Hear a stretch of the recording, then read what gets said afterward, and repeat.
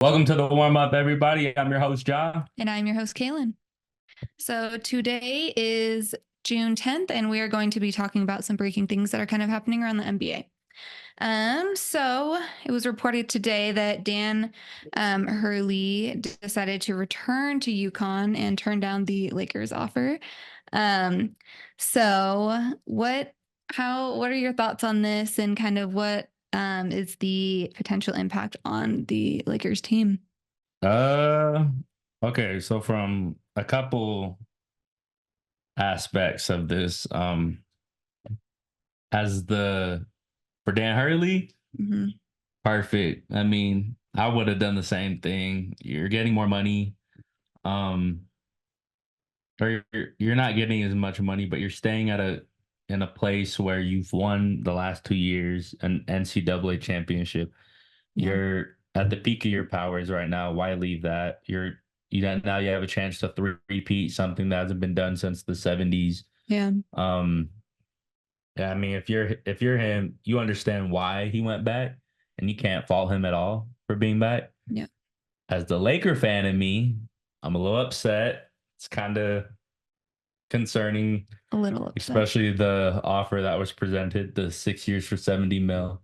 Um, think I don't know how much truth that report has. I've seen some things where he actually got offered more, but that's without including like incentives and stuff that Yeah. offer.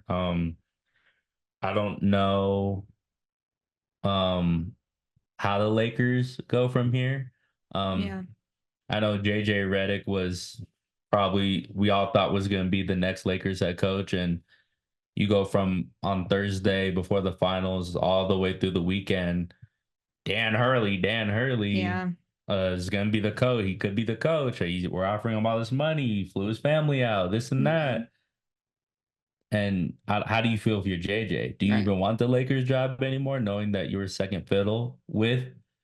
I mean, with due respect, he was Right. like anybody. A lot of people would be second fiddle to a guy like Dan Hurley, but Yeah. does he want the job? You know, does he still have interest on being if he has still interest on being a head coach? I think the Lakers are kind of, I don't want to say desperate at this point, but I would say we we need a coach. It looks worse on the Lakers now. One, that we didn't Yeah. get him, and then two, that either we cheaped out on it and we didn't offer him the 100 million contract, 8 year 100 million contract that was rumored, which is basically about the 6 year 70 million. If you do that, it's like less than a mil difference each year. Yeah. But that's including incentives and all, so we don't know. But Lakers need a coach, and No. been reported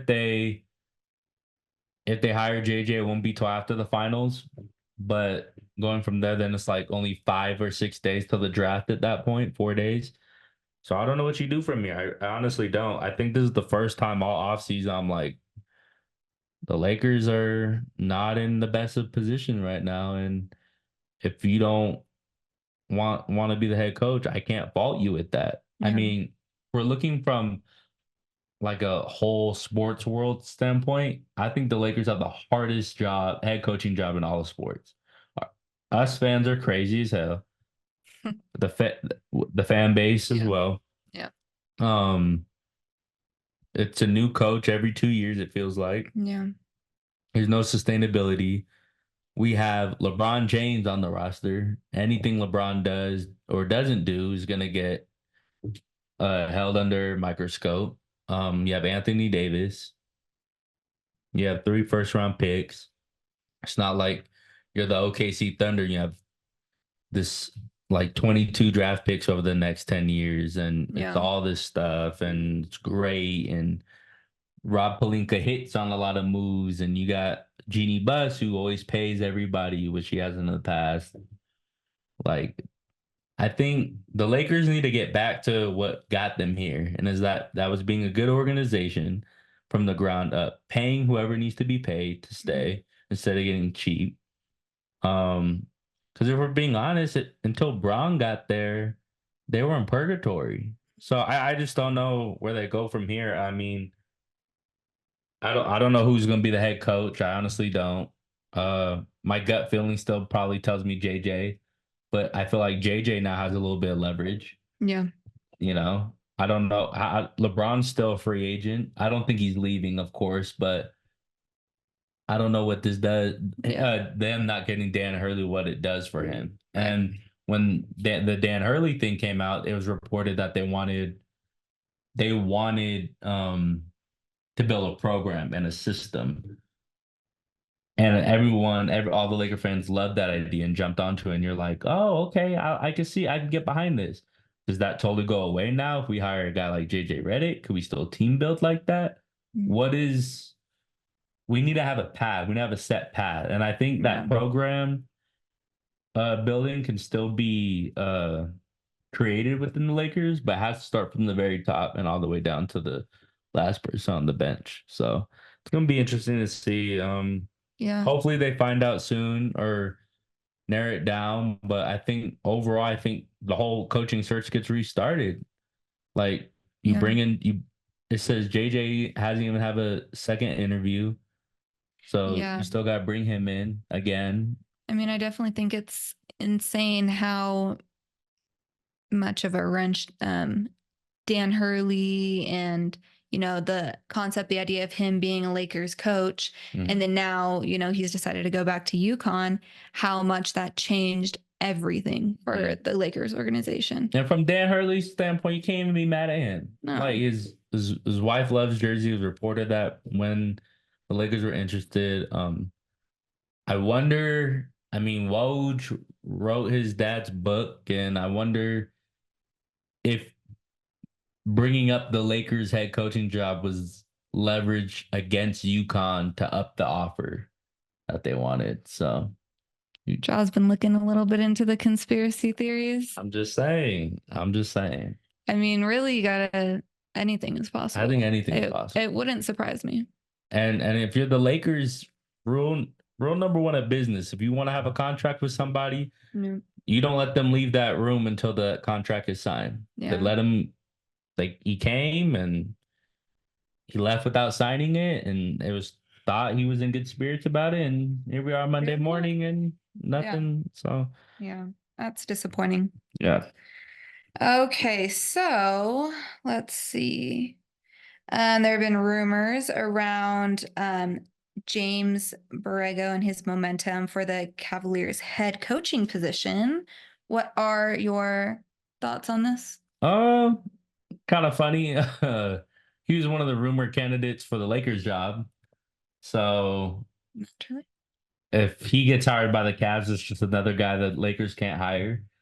Um, Going deeper, I mean, I'm sure Donovan Mitchell, who's someone rumored might get traded, might not get traded, depending on if he signs the extension. I'm sure he's having a say in all this. So you wonder how much does he like James Borrego? If this is more of his hire, is this more of a Cleveland Cavalier hire? If they already know what Donovan Mitchell's decision is going to be. Yeah. So the Cavs got a lot of questions this offseason. It's been reported if Mitchell resigns, they want to trade Darius Garland, and Clutch want him to be traded. Yeah. So either for sure, one thing or the other is gonna happen. Donovan Mitchell's gonna get traded, or Darius Garland's gonna get traded. So whoever it is that stays, you just hope if James Borrego becomes the head coach that they like him. Mhm. That's all you can hope for. So yeah. All right. So our last topic today, this just happened recently, right? This happened this morning. Oh, this happened this morning. So what do you think about Darvin Ham's return as the Bucks lead assistant? And how do you think that this might affect the team? I don't follow the Bucks as close as I should. But I have a lot of friends that are Milwaukee Bucks fans, and they love Darvin Ham. They're one of the big proponents on why I was so positive about the Darvin Ham hiring.